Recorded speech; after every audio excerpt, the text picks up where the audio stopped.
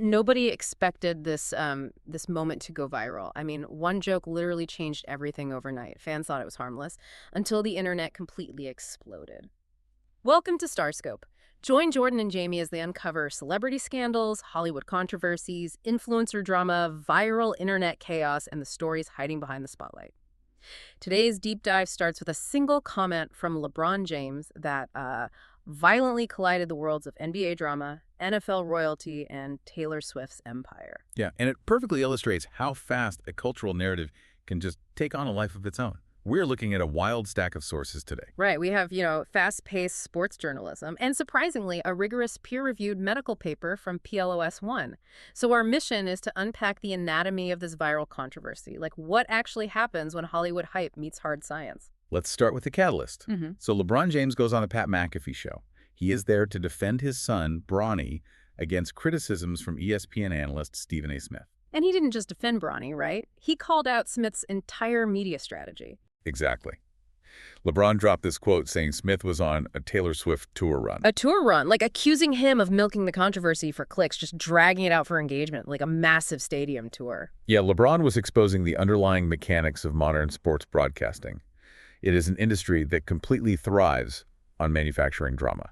It is exactly like a reality TV star picking a minor fight at a dinner party and refusing to let it go, just to guarantee screen time for the whole season. That is a perfect analogy.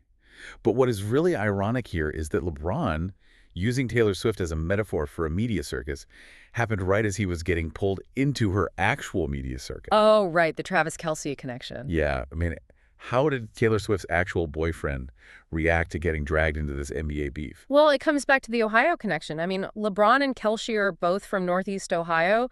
LeBron actually went online and playfully surrendered his title of King of Northeast Ohio to Kelce. Just because of the power of the Swifties, right? Yeah.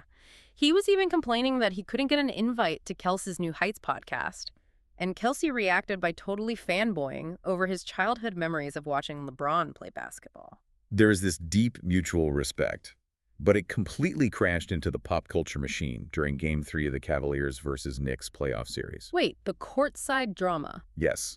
You had Kelce, who is a diehard Cavs fan, sitting courtside, aggressively chugging a beer to hype the crowd. And right next to him is Taylor Swift, a documented Knicks fan covering her mouth in mock embarrassment. Which makes you wonder, are we letting our obsession with pop culture completely overshadow the actual sports being played? Well, the hype reached such a fever pitch that scientists actually had to intervene. That visual encapsulated the crossover obsession so much that people genuinely started believing in the Swift effect. The idea that Kelce played significantly better football whenever she was in the stadium. Exactly. The narrative got so strong that researchers decided to test it in that PLOS One study. But wait, football is a chaotic team sport.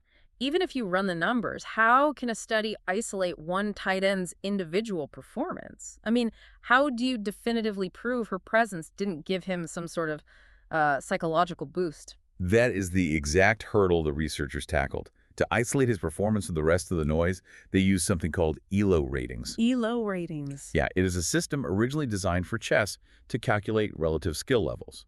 So in this context, it let them mathematically control for the varying strengths of the Chiefs and their opponents on any given day. Oh, wow. So they weren't just accidentally measuring the Chiefs playing against an easier defensive line. Exactly. By matching 13 Swift-era games with historical pre-Swift games under similar ELO conditions, they found zero statistical evidence that her presence improved his game. Zero? Wait, really? Yeah, he averaged about 71 yards a game with her in the stands and 74 yards historically.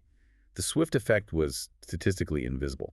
And yet, the media and the betting lines completely bought into it. I mean, when Kelce had a great game and she was there, the cameras cut to her, and everyone assumed she was the reason. It is the textbook definition of attribution bias. We just have a desperate desire for a good narrative. Right, so when the outcome fits the story we want to tell, we attribute the success to that narrative. Exactly. And when he had a quiet game, people either ignored it or blamed the distraction. We just see the pattern we want to see. This perfectly mirrors bad medical journalism driven by confirmation bias and sensationalism. Which leaves you with this to ponder. If millions of people, including professional sports bettors, were so easily convinced by the illusion of the Swift effect, what other daily facts in our own lives are actually just viral myths we have accepted as truth? It is a great reminder to look past the hype and question the narratives we consume every day. Absolutely. You've been listening to Starscope, where Jordan and Jamie uncover the stories shaping Hollywood, celebrity culture, and the internet's biggest viral moments. Thanks for listening, and don't forget to subscribe for more entertainment stories that keep the stars shining.